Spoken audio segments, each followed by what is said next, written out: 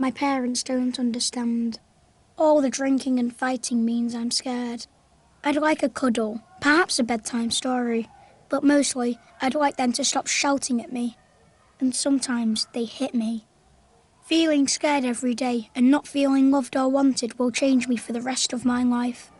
Later, I'll have problems at school, problems with alcohol, and I'll get in trouble with the police. What's happening to me right now means I'm more likely to have serious health problems in middle age and die sooner than I should.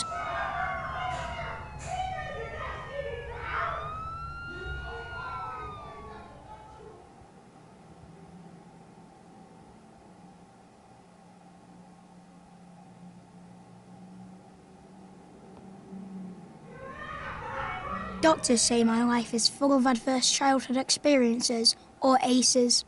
But in my world, this means I see my dad hitting my mum. Dad's got a drinking problem, and Mum's always crying, even with the tablets.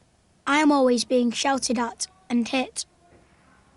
After the booze and fags, there's not a lot of money for toys or clothes, or even food. I'm getting used to being scared all the time. Now I'm just angry. The doctors say things are changing inside me. My brain isn't learning how to control my feelings properly. My body can't relax like those kids who don't have ACEs, so my body won't be able to repair itself properly when I get older, making it more likely I'll get cancer or heart disease as an adult. It hurts when my parents hit me, but the real damage is hidden, and that damage will be with me for life.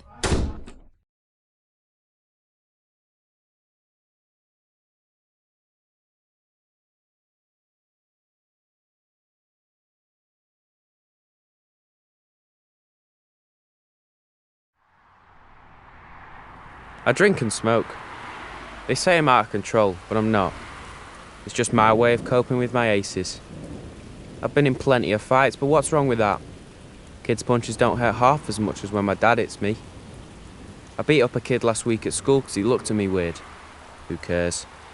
I ended up with more time out of school. Learning's not for me anyway, and the teachers don't care any more than my parents. I don't like the way anyone looks at me except my girl. She's 16 and pregnant, just like my mum was with me.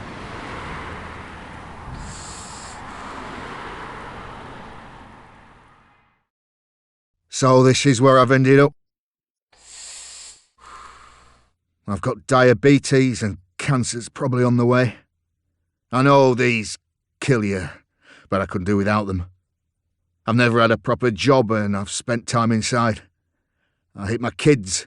I hate their mum too, until she left, so my kids have grown up with ACEs. And now my daughter had her first kid. She's 16. The course of my life was set in the wrong direction a long time ago. I know where I'm heading, and sadly I know where my kids are heading too.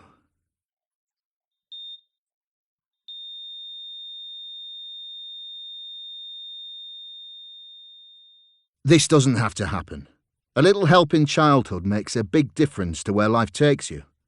When I was a baby, the nurses noticed that my mum wasn't coping and helped her and explained how important my childhood is to the rest of my life. So, with a bit of help, she coped. The police came round after next door complained about the noise from Mum and Dad fighting. They asked how I was feeling. I told them I was scared all the time. Mum and Dad got help. The shouting got better and the hitting stopped. I even got some bedtime stories. I still had problems at school, but the teacher asked me about what was happening at home. I got help controlling my feelings. It wasn't a lot, but it was enough. I'm now married with 2 children, and I've got a job, most of the time. I haven't repeated the same problems with my kids. We got help when being a parent got too much. Our children are ACE-free, and that means their kids stand a good chance of growing up ACE-free as well. Almost half the people in England and Wales experienced one ACE as a child, and 1 in 10 of us suffered 4 or more ACEs.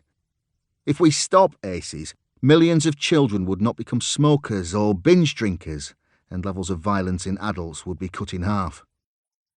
Fewer ACEs in childhood also means fewer adults developing diseases like cancer, heart disease and diabetes in middle age. We all need to be ACE aware. Are you? Doctors, police, nurses, teachers, firefighters, and most importantly, parents. The more you know about ACEs, the more you can help stop children growing up with ACEs in their lives. And for those of you who have already suffered ACEs, the more you know, the more you can help yourself and others who have suffered ACEs cope.